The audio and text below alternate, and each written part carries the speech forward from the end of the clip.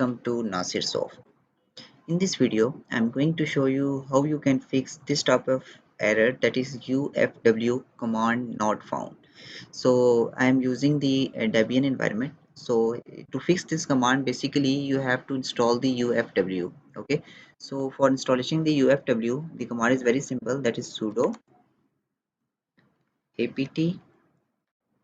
apt-get and then the install UFW. Press enter, and here you can see that it shows me that do you want to continue, press Y for yes. And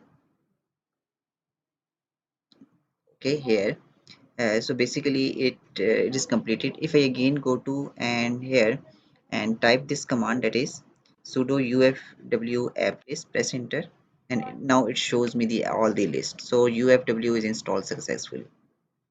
So that's all for this video. Hope this video will help you a lot. If you have any question regarding to this topic, you can email me or you can comment inside the video comment section. Don't forget to subscribe my channel for more informative videos. Stay blessed. Have a nice day.